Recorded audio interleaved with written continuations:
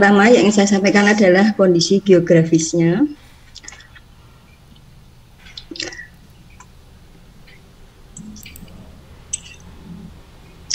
Toraja itu memiliki luas wilayah yang kecil, tapi begitu juga jumlah penduduknya.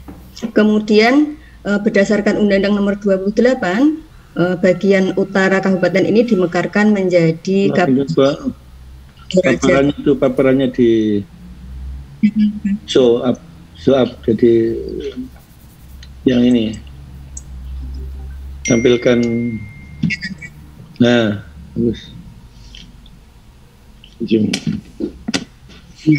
Letak geografisnya, letak luas wilayah tanah Toraja sekitar 3.205,77 km atau sekitar 5% dari luas Provinsi Sulawesi Selatan. Letak astronomisnya adalah 119 sampai 120 derajat bujur timur dan 2 sampai 3 derajat lintang selatan. Kondisi geografisnya terdiri dari pegunungan, dataran tinggi, dataran rendah, rawa-rawa, dan sungai. Kemudian ketinggiannya antara 600 sampai 2.800 meter dari permukaan laut.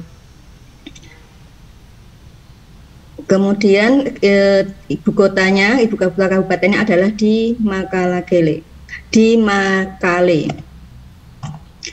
Berdasarkan sensus penduduk tahun 2021, jumlah penduduk di Toraja adalah sekitar 270.489 jiwa dengan kepadatan penduduk 132 jiwa per kilometer persegi. Nah, dari kecamatan yang paling padat penduduknya adalah Rantepao.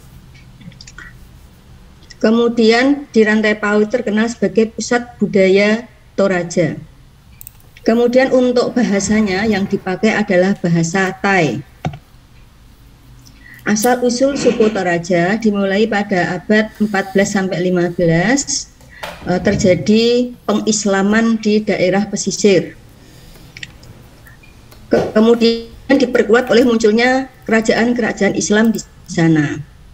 Tetapi penduduk di kawasan hulu sungai Maktalo masih menganut agama nenek moyang mereka hingga abad ke-20, yaitu animisme. Hulu sungai Maktalo muncul dari ujung paling selatan dataran tinggi Sakdan di luar kawasan di mana penetrasi Islam belum dimulai hingga akhir abad ke-19. Kemudian dataran tinggi ini penduduknya dinamakan dengan sungai besar yang membentuk lembah utama di dataran tinggi Sakdan dengan lebar 20 km dan panjang 35 km membujur dari utara ke selatan melalui kota-kota yang sekarang merupakan Makale dan Rantepao. Pada pergantian abad ke-20 dihuni oleh 120.000 penduduk. Kemudian Sakdan dan wilayah bawahannya membentuk sistem bukit-bukit kecil dan lembah-lembah dari berbagai ukuran.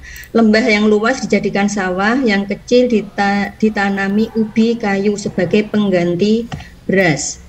Kemudian istilah Toraja itu berasal dari dataran rendah yang diambil dari bahasa Bugis to artinya orang atau orang-orang dan ri aja artinya dari atas atau turatea. Toriaja sama dengan Toriaja, yaitu untuk orang-orang dataran tinggi yang menghuni gunung yang terbentang di dekat ujung selatan semenanjung Sulawesi Selatan. Jadi orang-orang Toraja itu memang tinggalnya di daerah gunung. Orang Makassar dan Bugis mempopulerkan nama Toraja sebagai sebuah istilah dengan konotasi etnis penduduk dataran tinggi Sakdan maupun dataran tinggi lainnya.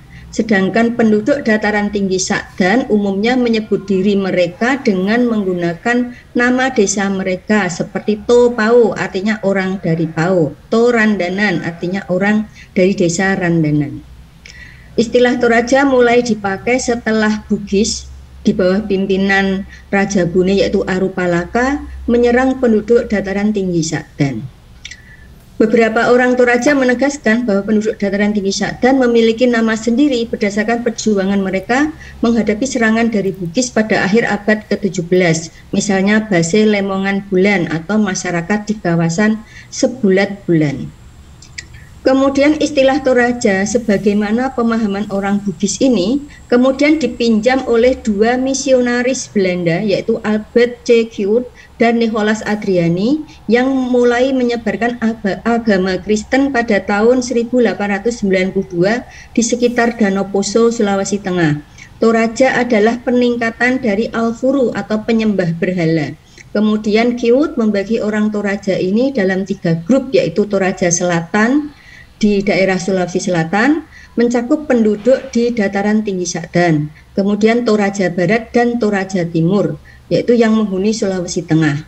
Dalam perkembangan selanjutnya, Raymond Kennedy menyebut Toraja hanya untuk Sulawesi Tengah, sedangkan penduduk di dataran tinggi di Sulawesi Selatan disebut Sadang atau Sakdan. Sampai sekarang hanya orang Sakdan atau Sulawesi Selatan yang menyebut diri mereka Toraja. Adat dan kebudayaan. Mayoritas suku Toraja memeluk agama Kristen karena tadi ada penyebaran agama Kristen sebelumnya, sementara sebagian menganut Islam dan kepercayaan animisme yang dikenal dengan Aluk Todolo. Pemerintah Indonesia telah mengakui kepercayaan ini sebagai bagian dari agama Hindu Dharma. Kata Aluk berarti agama, aturan, dan Todolo yang berarti nenek moyang. Jadi Aluk Todolo berarti agama atau aturan dari leluhur. Karena tadi sebagian besar memeluk agama Kristen, maka di Toraja itu membuat patung Yesus yang diletakkan di puncak Bukit Buntu, Burake di Makale, Tanah Toraja sebagai identitas Toraja. Menurut penganutnya, agama tersebut, agama Aluk Todolo tadi, diturunkan oleh Puang Matua atau Sang Pencipta pada leluhur pertama yaitu Datu Lauku. Kemudian ajaran tersebut diturunkan kepada anak cucunya. Oleh karena itu, manusia harus menyembah, memuja, dan memuliakan Puang Matua atau Sang Pencipta. Wujudnya dapat dilihat dalam bentuk sikap hidup dan upacara dan ungkapan ritual seperti sesaji, maksudnya di situ persembahan maupun upacara-upacara. Setelah Puang Matua menurunkan Aluk kepada Datu Lauku sebagai manusia pertama, penjagaan dan pemeliharaan terhadap manusia diserahkan kepada para deata atau dewa. Karena tugasnya tersebut, deata disebut juga sebagai pemelihara. Di dalam kepercayaan Aluk Todolo dikenal adanya 3 deata atau 3 dewa, yaitu Dewa Langi, sang pemelihara langit yang menguasai seluruh isi langit dan cakrawala, Deata Kapadangana atau sang pemelihara bumi yang menguasai semua yang ada di bumi, dan Deata Tangana Padang, sang pemelihara tanah yang menguasai isi bumi. Puang Matua juga memberikan kepercayaan kepada To Membali Puang atau Todolo leluhur. Mereka wajib dipuja dan disembah karena merekalah yang memberi berkah kepada keturunannya. Masyarakat penganut Aluk Todolo mengungkapkan pemujaan kepada 3 kelompok dewa tersebut dalam bentuk upacara-upacara ritual dengan berbagai macam sajian persembahan atau kurban. Bentuk, tempat, dan arah persembahannya disesuaikan dengan ketiga unsur tersebut. Mereka mempersembahkan binatang seperti babi atau ayam kepada para dewa atau pemelihara atau Tomembali atau Puang Todolo atau leluhur. Namun di tempat keduanya berbeda, artinya di tempat yang berbeda-beda. Untuk para dewa tempatnya di sebelah timur Tongkonan, sedangkan untuk leluhur tempatnya di sebelah barat atau di kuburan. Kepercayaan masyarakat Toraja terhadap dewa kait dengan pandangan mereka terhadap alam semesta. Mereka memandang tiga unsur yaitu langi atau surga, lino atau padang atau bumi, dan deato tukengkok atau puang. Arah utara ini adalah arahnya Umulangi, merupakan kepala langit tempat bersemayamnya Puang Matua atau Sang Pencipta. Kemudian arah timur merupakan mata alo, titik energi asal munculnya matahari. Arah timur dianggap sebagai sumber kebahagiaan dan kehidupan. Pada bagian inilah 3 kelompok dewa berada. Kemudian selatan yaitu Polonalangi atau pantat langit, merupakan lawan dari tempat Puang Matua berdiam. Selatan dianggap sebagai sumber hal-hal yang tidak baik atau angkara murka. Kemudian arah barat atau Matampu merupakan tempat matahari terbenam yang dianggap sebagai lawan dari kehidupan. Arah barat merupakan titik kematian dan kesusahan. Struktur sosial dari masyarakat Toraja terbentuk dari komunitas yang berintikan keluarga-keluarga menurut garis keturunan. Komunitas keluarga tersebut membentuk komunitas yang lebih besar berupa sebuah rumpun keluarga, kemudian menetapkan tradisi serta tata cara hidup sebagai pedoman tingkah laku berdasarkan aluk atau kepercayaan yang dianutnya dengan ciri khas masing-masing. Mereka juga menetapkan pemimpin yang dianggap lebih tua, perkasa, pintar, berani, atau kaya. Penetapan pemimpin tersebut dilakukan dari garis keturunan ayah atau bersifat patrilineal, garis keturunan ibu atau matrilineal, atau campuran di antara keduanya atau bilateral. Kekerabatan pada masyarakat Toraja menganut sistem kekerabatan campuran, yaitu dari garis keturunan ayah atau ibu dan atau ibu. Pemilihan dapat dilakukan berdasarkan kepentingan yang dinilai menguntungkan dengan pertimbangan antara lain status kebangsawanan, harta kekayaan, jabatan, dan sebagainya. Dalam prakteknya, kebanyakan orang memilih status kebangsawanan atau puang. Status tersebut dianggap lebih langgeng dibanding kekayaan atau jabatan atau pertimbangan yang lain. Dalam perkembangannya, hubungan kekerabatan melahirkan tingkatan-tingkatan sosial. Masyarakat suku Toraja menyebutnya dengan nama Tanak.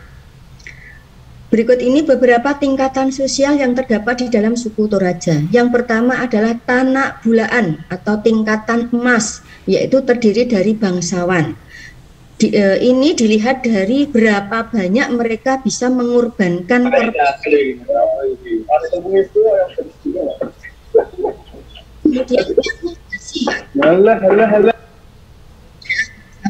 yang mampu mengorbankan 4-8 ekor kerbau dalam sebuah persembahan.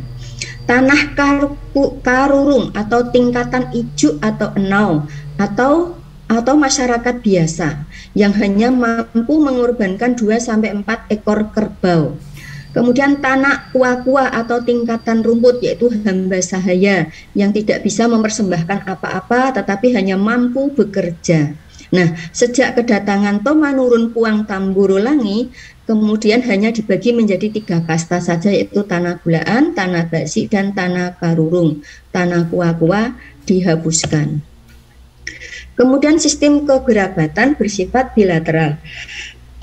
Status sosial seorang anak akan selalu mewarisi garis keturunan ayah, berarti patrilineal ya. Anak dari seorang ayah tanah bulaan atau tanah basi secara otomatis akan memiliki status yang sama meski ibunya dari seorang tanah karurung. Sebaliknya, seorang anak dari ayah tanah karurung juga akan berstatus tanah karurung meskipun ibunya seorang tanah bulaan atau tanah basi. Sistem perkawinan yang berlaku adalah sistem endogami, artinya pernikahan dilakukan antara sesama anggota kerabat, tetapi dalam batas-batas tertentu. Berikut ini ada beberapa larangan atau pantangan dalam pernikahan. Yang pertama, pernikahan dengan saudara kandung hingga sepupu ketiga. Mungkin ini dipengaruhi oleh Islam ya, adanya muhrim mungkin. Yang kedua, pernikahan antara anak dengan ibu atau bapaknya sendiri, atau dengan cucunya sendiri, atau dengan nenek dan kakeknya sendiri. Yang ketiga, seorang laki-laki dari tanah rendah menikahi perempuan dari tanah yang lebih tinggi, misalnya dari tanah karurung menikah dengan tanah basi, itu tidak boleh. Harusnya laki-lakinya yang lebih tinggi. Sekarang terjadi perubahan. Dengan adanya perkembangan zaman terjadi perubahan, boleh terjadi pernikahan di luar hubungan kekerabatan atau antar kasta. Kemudian di sana ada rumah leluhur yang bernama Tongkonan. Rumah di daerah Toraja itu ada 2. Yang pertama Banua Tongkongan, yaitu rumah adat keluarga suku Toraja yang berbentuk panggung dan atapnya melengkung seperti perahu. Yang kedua Banua Barung-Barung adalah rumah pribadi setiap orang Toraja. Bentuk Banua Barung-Barung tidak terikat seperti Banua Tongkonan. Arsitektur Tongkonan memiliki dua makna. Yang pertama seni dan ilmu merancang serta membuat konstruksi bangunan, jembatan, dan sebagainya. Dan yang kedua metode dan gaya rancangan suatu konstruksi bangunan. Tongkonan itu berasal dari kata tongkon yang artinya menduduki atau tempat duduk, sementara mah tongkon atau duduk berkumpul. Dari sinilah muncul kata tongkonan yang merupakan tempat tinggal penguasa adat sebagai tempat berkumpul. Tongkonan terbentuk berdasarkan hubungan kekerabatan atau keturunan. Awalnya sepasang suami istri membangun rumah sendiri atau bersama anak dan cucunya. Rumah itu kemudian menjadi tongkonan dari semua orang yang berada dalam garis keturunan suami istri tersebut. Oleh karena itu, tongkonan tidak dapat dimiliki secara individu, tetapi diwariskan secara turun-temurun oleh marga suku Toraja. Melalui hubungan tongkonan, masyarakat Toraja dapat mudah menelusuri garis keturunannya. Fungsi tongkonan ada selain tadi yang balik sebelumnya, yang lain adalah sebagai kembali ke sebelumnya, halaman sebelumnya. Yang kedua menjadi sumber rujukan dan penyelesaian masalah. Tolong kembali sebelumnya. Mengapa kok menjadi pusat kepemimpinan? Karena pemangku atau penanggung jawab atau pamalinya bertempat. Tolong kembali ke sebelumnya. Tolong kembali sebelumnya. Sebelumnya. Kembali Bu ke sebelumnya. Yang ini, Prof. Slide. Ya, ini yang angka 2 ini. Yang nomor 2 ini apa maksud? 2 metode atau duanya itu? Duanya ini maksudnya belum kehapus, Prof. Ya, itu maksudnya nomor 2, Prof. Ya, itu diluruskan itu ya. Iya, makanya tak perbaiki. Oke, sudah. Selanjutnya ini menjadi sumber rujukan dalam penyelesaian masalah keluarga dan masyarakat. Jadi kalau ada berbagai masalah, mereka akan masuk ke dalam tongkonan lewat sebelah kiri, kemudian bermusyawarah. Setelah masalah selesai akan lewat sebelah kanan karena sudah menemukan solusinya. Kemudian ciri-ciri tongkonan yang pertama adalah rumahnya berbentuk panggung, atapnya seperti perahu, kemudian ada tanduk kerbau pada tiang utama. Kemudian patung kepala kerbau terletak di bagian depan atas rumah. Rahang kerbau ada di bagian kiri rumah menghadap ke arah barat. Rahang babi di bagian kanan yang menghadap ke arah timur. Kemudian terdiri atas banwasura atau rumah yang diukir sebagai rumah utama dan alang sura atau lumbung yang diukir. Kadang-kadang juga lumbungnya tidak diukir. Keduanya dianggap sebagai pasangan suami istri. Kemudian selalu dibangun menghadap ke arah utara yang dihubungkan dengan arah sang pencipta, yaitu Puang Matua. Dindingnya terbuat dari kayu yang dipenuhi dengan hiasan ukiran. Jenis-jenis tongkongan ada 3. Yang pertama adalah tongkonan layu atau pasio aluk, maha tinggi atau agung. Tongkonan ini menjadi pusat pemerintahan atau kekuasaan sesuai peraturan adat Tanah Toraja zaman dahulu. Cirinya adalah menggunakan ariri posi atau tiang pusat. Ornamennya kepala kerbau dan simbol kepala ayam atau katik. Yang kedua adalah tongkonan pekamberan atau pekaindoran atau tongkonan keparengesan, kabarasan, dan anak patalo. Didirikan oleh penguasa masing-masing berdasarkan aturan tongkonan layu. Fungsinya sebagai manajer pemerintahan adat. Tongkonan jenis ini dihuni oleh para bangsawan dan keluarga terpandang atau keluarga yang sering mengadakan acara adat. Cirinya hanya boleh dihiasi kepala kerbau atau kabungu dan simbol kepala ayam. Yang ketiga, tongkonan batu akriri berfungsi sebagai tali ikatan dalam membina persatuan dan warisan keluarga. Ada 2 jenis tongkonan batu akriri, yaitu golongan tomakaka atau bangsawan dan golongan kaunan atau orang biasa. Berdasarkan jumlah ruangannya, rumah tradisional suku Toraja dikelompokkan menjadi beberapa jenis. Yang pertama adalah Banua Sanglanta atau Sang Borong. Ini hanya mempunyai satu ruangan untuk berbagai keperluan masak, mandi, tidur, satu ruangan itu. Yang kedua, Banua Ruang Lanta, memiliki dua ruang, yaitu ruang sumbung dan ruang sali. Ruang sali itu adalah ruang untuk bekerja, dapur, tempat meletakkan jenazah sementara apabila ada anggota keluarga yang meninggal dunia. Sedangkan ruang sumbung digunakan untuk istirahat atau tidur. Kemudian yang ketiga ada Banua Talung Lanta. Banua Talung Lanta ini memiliki 3 ruang, yaitu ruang sumbung, ruang sali, dan ruang tandu. Ruang sumbung dan ruang sali sama dengan yang di atas, sedangkan ruang tandu adalah ruang pemuka adat atau tempat upacara penyembahan. Di Taraja terdapat beberapa tradisi, salah satu di antaranya yang pertama adalah Rambu Solo. Apa itu Rambu Solo? Yaitu upacara pemakaman yang berada di Tanah Toraja. Dalam upacara ini diharapkan keluarga yang ditinggal mati membuat pesta sebagai penghormatan terakhir kepada mendiang yang telah pergi, dilangsungkan selama berhari-hari dan dilaksanakan pada siang hari. Untuk lebih jelasnya nanti teman-teman bisa mengeklik alamat YouTube ini tentang Rambu Solo. Pelaksanaan Rambu Solo identik dengan penyembelihan kerbau dan babi. Namun yang paling ditonjolkan adalah penyembelihan kerbau. Jumlah kerbau yang disembelih berdasarkan status sosial keluarga. Makin kaya dan berkuasa seseorang, makin meriah acara pemakamannya dan makin banyak kerbau yang disembelih. Jika keluarga mendiang belum mampu melaksanakan upacara Rambu Solo, jenazah akan disimpan di Tongkonan, rumah adat Toraja, sampai pihak keluarga mampu menyediakan hewan kurban untuk melaksanakan upacara tersebut. Jenazah bisa disimpan dalam Tongkonan selama bertahun-tahun. Bagi masyarakat Tanah Toraja, orang yang sudah meninggal tidak dengan sendirinya mendapat gelar orang mati.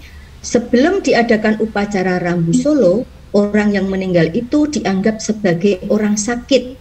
Karena statusnya masih sakit, orang yang sudah meninggal tersebut harus dirawat dan diperlakukan layaknya orang yang masih hidup. Orang yang sudah mati tersebut ditemani, disediakan makanan, minuman, rokok, dan sirih. Nilai-nilai luhur dari Rambu Solo yang dapat kita petik adalah upacara Rambu Solo memiliki nilai-nilai luhur dalam kehidupan masyarakat, diantaranya adalah gotong royong dan tolong menolong. Meskipun terlihat sebagai pemborosan karena pihak keluarga mencari harta untuk digunakan dalam suatu pesta kematian, unsur gotong royong yang terlihat sangatlah jelas. Contohnya adalah dalam hal penyediaan kerbau. Keluarga yang dirundung duka mendapat sumbangan kerbau, babi, atau uang dari sanak keluarganya untuk melaksanakan Rambu Solo. Unsur tolong-menolong juga berperan dalam pelaksanaan Rambu Solo. Upacara ini dilaksanakan oleh siapapun yang mampu. Biasanya ada juga pembagian daging kerbau kepada orang-orang yang tidak mampu. Hal ini menyebabkan adanya pengurangan kesenjangan sosial. Kemudian tebing makam batu. Ya, setelah melewati upacara Rambu Solo, maka jenazah akan diarak dan diantar ke pemakaman yang terletak di dinding tebing. Biasanya akan dibentangkan kain merah yang panjang dengan peti jenazah berada di paling belakang. Tidak hanya dari pihak keluarga, seluruh masyarakat akan turut berjalan mengantarkan jenazah sampai ke lakian atau tempat pemakaman. Videonya bisa dilihat di alamat ini. Bukasnya cepat sedikit ya, karena waktu kita terbatas. Tahu-tahu merupakan perwujudan dari orang yang meninggal dengan cara dibuatkan patung yang menyerupai orang tersebut. Ini termasuk hasil kebudayaan megalitik. Pembuatan tahu-tahu melalui proses yang panjang sehingga membutuhkan waktu lama yang disertai ritual-ritual khusus sejak proses awal hingga peletakannya di makam. Kemudian dilantik sebagai personifikasi dari yang meninggal. Dikenal dalam bahasa Toraja yaitu Masabu Tahu-Tahu. Tradisi ini pun diatur dalam Aluk Todolo. Namun saat ini tahu-tahu sudah mengalami modernitas, baik dari segi wujudnya maupun tradisinya. Nilai leluhur yang dapat dianut seperti pembuatan tahu-tahu bagi orang yang telah meninggal masih dilakukan hingga saat ini berdasarkan ajaran Aluk Todolo. Namun, rangkaian kegiatan dalam pembuatannya tidak sama seperti yang dulu. Nilai sakralnya telah tergerus oleh budaya-budaya baru yang semakin berkembang. Selanjutnya adalah adat upacara Mak Nene, yaitu tradisi kegiatan membersihkan jasad para leluhur yang sudah ratusan tahun meninggal dunia dan mengganti busananya. Walaupun upacara ini sudah tidak banyak yang melakukan, tetapi di beberapa daerah seperti di Pangala dan Barupu masih melaksanakannya secara rutin tiap tahun. Tradisi ini dilaksanakan setelah selesai panen. Kalau mereka melanggar sebelum panen sudah melaksanakan delalah ya, di sana itu terjadi musibah, jadi ada padinya atau tanamannya dimakan ulat gitu, maka mereka selalu melaksanakan agar tidak terkena musibah dilaksanakan setelah panen. Tradisi Mak Nene ini merupakan salah satu budaya lokal yang memiliki filosofi yang mampu mengembangkan dan meningkatkan karakter, sehingga dalam tradisi Mak Nene dapat diambil nilai-nilai karakter yang dapat diterapkan dalam pembelajaran sejarah maupun pemahamannya yang mendalam terhadap warisan budaya bangsa. Kemudian ada sebuah permainan yang namanya Mapa Silaga Tedong atau Tedong Silaga. Permainan ini dilaksanakan pada saat ritual Rambu Solo, di mana jenis kerbau yang ini adu kerbau ya, kerbau yang akan dikorbankan pada upacara Rambu Solo ini diadu lebih dulu, maka namanya Tedong Silaga. Kegiatan Mapa Silaga Tedong ini sebenarnya dalam tatanan adat Toraja hanya sebagai kegiatan selingan atau hiburan bagi keluarga atau kerabat yang hadir dalam proses pemakamannya. Link YouTube-nya ini nanti bisa dibuka sendiri teman-teman. Kemudian Sisemba, yaitu tradisi yang dikenal dengan tari Mak Galuh serta Mak Lampu atau menumbuk padi secara beramai-ramai. Tarian ini memiliki makna sebagai bentuk rasa syukur kepada Tuhan atas hasil panen yang dihasilkan sesuai namanya Sisemba yang berarti adu kaki. Jadi dalam tarian ini para pria yang berusia 15 tahun ke atas melakukan tradisi ini secara berkelompok. Jadi kakinya diadu sama kaki temannya. Bisa dilihat sendiri itu linknya. Kemudian permainan tradisional anak-anak ini singkatan ya ternyata ya, Sigoli, Mak Kare, Sola, Mak Tite.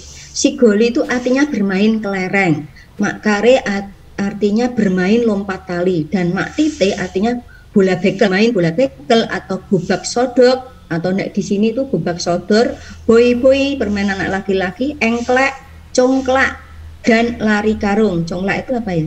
Ini ya, apa namanya? Yang pakai bunder-bunder itu apa? Lupa saya namanya. Itu. Ini bisa dilihat permainnya di alamat ini. Nilai-nilai karakter yang dapat dibangun dari permainan ini adalah adanya kerjasama, gotong royong, toleransi. Waktu kita 15 menit. Cinta tanah air, peduli pada sesama, dan berbagi. Kemudian tarian tradisional, ada 14 tarian tradisional. Dari ke-14 tarian tradisional ini yang paling terkenal adalah tarian Pak Gelu. Apa itu? Tarian yang paling terkenal dari Toraja. Penarinya berasal dari beberapa remaja putri yang menggunakan pakaian khusus penari dan perhiasan emas antik. Tarian ini dibawakan pada upacara kegembiraan seperti pesta panen, pesta perkawinan, dan menyambut tamu. Ini adalah macam-macam tariannya sampai 14. Ini tarian Pak Gelu ini. Ya, jadi tariannya itu bersifat riang gembira, ditabuh dengan kendang itu. Nah, kemudian lagu anak-anak daerah Toraja ini ada, saya menemukan satu ini, yaitu Inang Malabi. Malabi itu artinya indah. Inang itu mungkin pengasuh, bisa ibu juga. Artinya mungkin ibu yang indah, ibu yang cantik, atau ibu yang menyenangkan gitu. Nah, ini bisa dilihat di alamat ini. Kemudian implementasi dari nilai-nilai karakter budaya Toraja di SD adalah yang pertama, budaya ini telah diintegrasikan dalam kurikulum nasional, yaitu dengan dimunculkannya bacaan dalam materi seni budaya dan keterampilan serta PJOK. Ya, misalnya dalam bentuk bacaan, kemudian lagu, alat musik, dan hasil budaya. Yang kedua juga telah diintegrasikan dalam kurikulum sekolah, yaitu dalam bentuk kegiatan intrakurikuler dan ekstrakurikuler juga telah diintegrasikan dalam mata pelajaran pendidikan jasmani dan olahraga kesehatan. Jadi anak-anak tuh bisa mempelajari permainan mereka dalam pelajaran olahraga. Kemudian nilai-nilai karakter yang dapat dibangun dari permainan ini adalah kerjasama, gotong royong, toleransi, cinta tanah air, peduli pada sesama, berbagi, yang disebarluaskan dan ditanamkan melalui kegiatan literasi. Jadi sekarang tuh sudah banyak buku-buku tentang budaya Toraja, tapi yang ditulis dalam versi anak-anak, sehingga ini menjadi sebuah keuntungan bagi rakyat Toraja bahwa budaya Toraja itu bisa dikenalkan, ya. Kita bisa mengenal budaya Toraja dari berbagai macam bacaan anak-anak, gitu. Terima kasih atas perhatiannya. Assalamualaikum warahmatullahi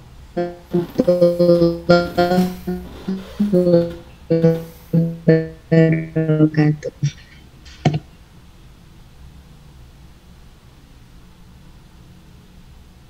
Setelah kita dengar menit, untuk itu sesi tanya jawab, saya persilakan bagi teman-teman yang ingin bertanya, sebutkan nama. Langsung bertanya langsung ke pertanyaannya saja. Silakan. Waktu kita tinggal 10 menit.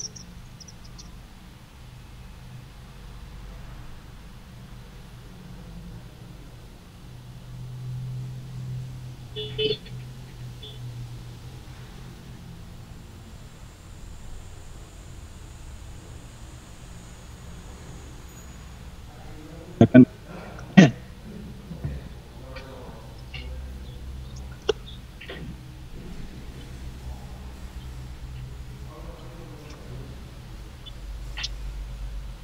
Halo Mbak Nesi, dengarkan?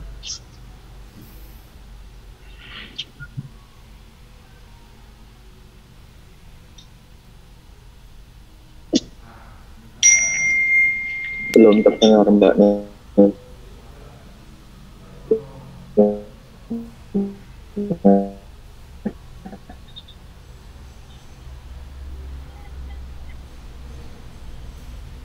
Mbak Nesi.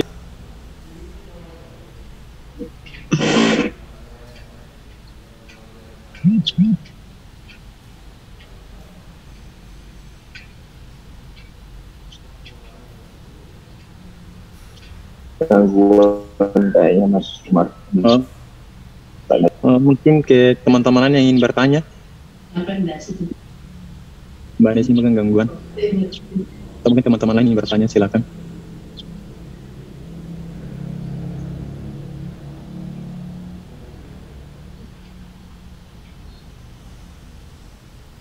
Kalau tidak ada bisa dikembalikan pada Pak Rahmat mungkin.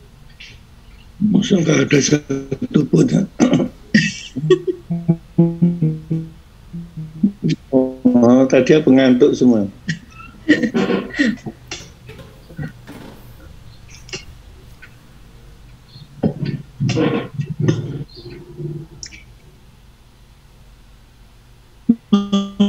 Mungkin sudah jelas, Prof. Mungkin jelas ya. Saya rasa waktu kita mungkin sudah cukup karena teman-teman tidak ada yang bertanya. Oleh karena itu, dengan demikian tadi diskusi dari Ibu Sutina dengan Ibu Kasni, mari kita ucapkan alhamdulillah. Alhamdulillahirabbil alamin. Waktu sepenuhnya saya kembalikan ke Prof. Ya, baik, terima kasih.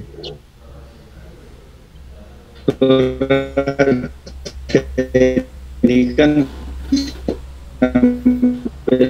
sekarang kan punya tertarik yang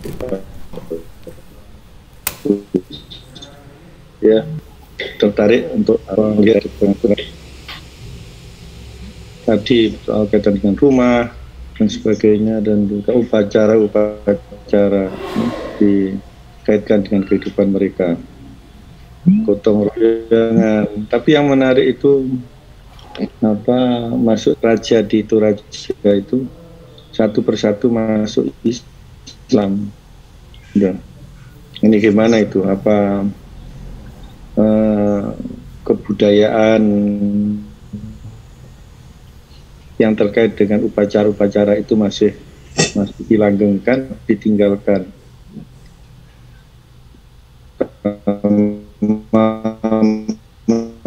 Menyembelih babi dan sebesar orang Toraja. Sebenarnya apa bedanya dengan di Jawa? Jawa juga berdirinya Borobudur kan tidak lebih kecil dibandingkan daripada yang lainnya kan sekali ya, terbesar ya. Thailand aja nggak ada yang lebih besar daripada Borobudur. Tapi mengapa orang Buddha bisa tersisihkan? Demikian yang di Toraja, apakah kemungkinan pada satu saat di Toraja sana akan masuk ke jantungnya, termasuk keturunan raja itu masuk Islam, seperti juga yang ada di Bali.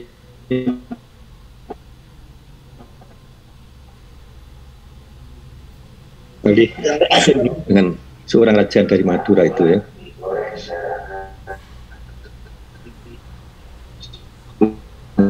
Sampai berangsur-angsur masuk Islam. Jumlah orang Islam yang ada di Bali itu terus tambah. Jadi seperti itu kan, termasuk di Mojopahit kan memisahkan sama sekali itu kerajaan yang besar ya. Nah ini apa?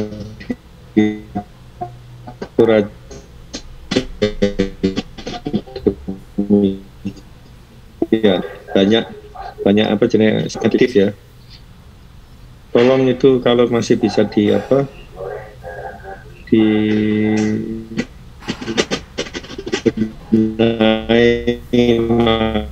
makalahnya itu ada alas juga yang dari Madura, dari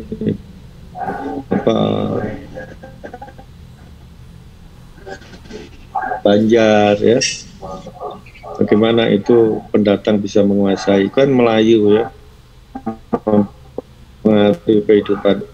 Nah Sunda juga gitu, mayoritas sekarang itu orang Islam yang ada di Sunda, demikian pula Jawa. Walaupun sekarang masih kadang-kadang Kristen ya, agak aneh. Sudah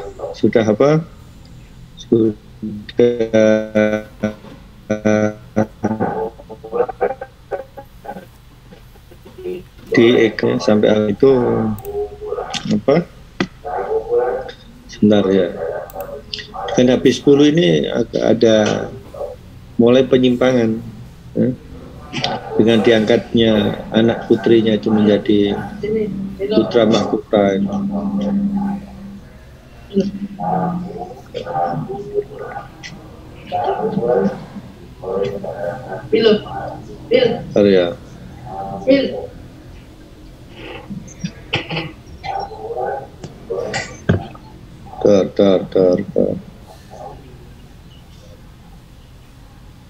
Gelar kehormatan.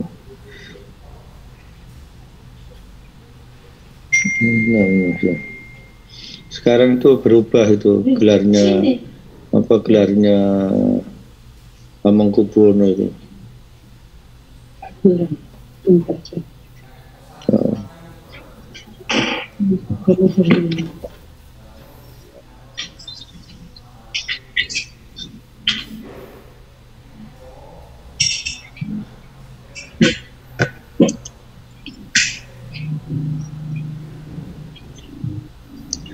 Ngarso dalem sampean dalem yang suwun Kanjeng Hamengkubuwono Senopati.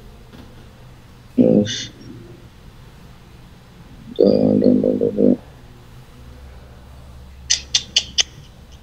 Kehormatan.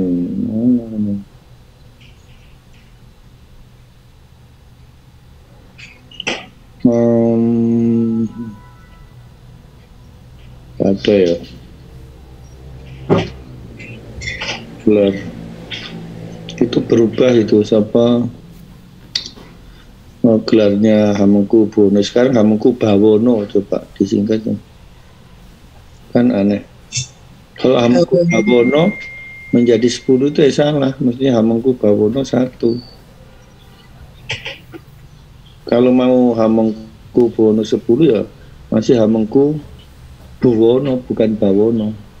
Buwono itu bumi, alam semesta. Bawono itu alam semesta itu. Apa iya gelarnya itu Hamengkubuwono alam semesta seluruh dunia? Kan enggak. Kayak pangeran saja ya. Nah itu yang jadi nggak bagusnya di situ. Jadi gelar Hamengkubuwono sekarang itu seperti apa Tuhan saja, Robbil Alamin, ya, mendidik, menguasai seluruh alam semesta. Kan tidak begitu. Bawono itu alam semesta, kalau Buwono itu bumi. Inilah yang terjadi kekeliruan apa yang ada di kita. Makanya pergeseran-pergeseran itu berdampak perilakunya. Makanya coba tidak sekedar penyajian deskriptif, tapi nilai-nilai apa yang masih patut relevan dengan kepentingan kita saat ini dan mendatang. Jadi kita tidak sekedar menyajikan, tapi sebagai orang yang mempelajari, melakukan kajian ilmiah, ada analisis sedikit ya yang masuk di situ. Supaya nilai-nilai edukatifnya itu bagaimana, Putu Raja itu kepentingannya apa yang nilai yang patut diturunkan pada anak. Ada tadi apa local knowledge ya, local genius dan local wisdom, supaya kita mendapatkan sesuatu dari budaya tertentu itu. Tadi yang sangat menyolok itu adalah gotong royongnya, ya. Gotong royong. Nah, gotong royong itu kalau dalam kebaikan ada manfaatnya, tapi kalau gotong royong dalam hal ketidakbaikan kan tidak ada manfaatnya, tidak memberikan makna bagi kehidupan. Ya, saya kira itu catatan saya dan saya terima kasih. Masih ada ya? Masih dua, Prof. Masih dua minggu depan ya. Oke. Ya. Terima kasih ya. Minggu depan itu. Minggu depan kan libur. Tanggal 1, Bro. Libur, Bro. Tanggal hari lahirnya Pancasila. Hari lahirnya Pancasila. Hari Pancasila kok libur itu apa ya? Suruh merenung, Bro. Merenung. Padahal di hari Pancasila. Tanggal 1 itu kan bukan tapi karena rejim ya, sekali lagi rejim itu menentukan. Makanya kalau pemilu itu dipikir matang, jangan asal milih saja. Karena perubahannya dari situ. Tapi anehnya juga, walaupun dipilih nanti ini yang main IT nggak bermoral, akhirnya yang menang jadi kalah. Menang kan repot itu. Betul, Prof. Betul.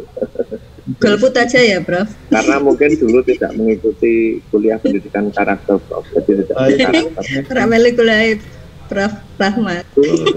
Rusak semua jadinya itu. Betul, Prof. Satu-satunya jalan ya reformasi lagi, reformasi jilid 2 ganti. Ya, DPR yang nggak ada kerjaannya, entek duit. DPR adalah mata pencaharian. Iya, itu pun repot, nggak bertanggung jawab mendengar rakyat. Semakin menyedihkan ya. Jadi saya punya duit sekarang tuh, mas biasanya dapat 5, sekarang dapat 2 atau 3 ya, nah. Masa belanja CD aja udah 500.000, 1 juta, padahal gajinya masih tetap segitunya. Tidak pernah naik. Mas Roes, tunjangannya tambah nggak kira-kira? Betul, Prof. Repot ini. Ya, saya kira itu. Terima kasih. Nah, hari ini kita bisa membahas 2, mudah-mudahan minggu depan siapa itu dari daerah mana? Pak Wahdan sama Pak Umar. Apa? Bali dan Papua. Bali dan Papua. Akhirnya. Yang Bali siapa? Pak Wahdan. Pak Wahdan, Prof. Wahdan. Pak Umar Papua. Pak Umar, Pak. Wah, oke. Ini tadi memang Mbak, siapa jenis Mbak Sutina tuh asli Iya. mana? Sunda, Asli Prof. Jawa Barat, Tok, Prof. Asik ya. Nah, terus Mbak Dari siapa? Majalengka, Prof. Majalengka. Oke. Ditugaskan di Cimahi. Namun Bapak memberi nama dari Jawa, Prof. Sutina. Pernah protes kenapa seusia saya dikasih nama Sutina gitu, di zaman saya nggak mau nikah Julianti gitu. Itu nama bagus, udah dapat menghitung. Hurufnya 7. Itu, Prof. Bu Sutina itu kan apa jenisnya Pak Harto itu? Hadiah. Putin itu Sutina itu, Putin itu. Iya, sepertinya Bapak almarhum Bapak pencinta berat Putin, Pak. Makanya itu. Jangan atau ngadopin namanya Putin Soeharto. Iya, Pak. Terus apa jenis yang satunya tadi sama Mas siapa? Ayah, Yang tadi yang presentasi kedua. saya, Prof. Mas Bukasni. Mbak Bukasni. Bukasni dari mana? Saya tinggal di Demak, Prof. Terus? Tapi bekerja di Semarang. Oh, kok ngambil Maju. Toraja? Lah, waktu itu kan yang Jawa sudah diambil semua sama teman. Tapi tantangan memang Ya, mencari literasinya agak Ya, susah, bagus. tapi alhamdulillah bisa mendapatkannya. Tapi yang apa tadi YouTube ya belum dibuka ya tariannya dan sebagainya. Ya, nanti tidak cukup waktunya, Prof. Ya, betul ya. Ya. Oke, baik, terima kasih. Mari kita di sini sehat semua. Ya. Alhamdulillah. Dengan berdoa. Alhamdulillah. Saya sempat beli 2 buku loh, Prof, dari Toraja itu. Alhamdulillah ya ada hikmahnya. Iya. Ya, Mas. Makasih ya. Sama, Prof. Assalamualaikum warahmatullahi wabarakatuh. Waalaikumsalam warahmatullahi wabarakatuh. Ini, Prof, bukunya. Ya, masih. Hatur nuhun. Ya, sama-sama. Sehat selalu. Langsung nak. Ya.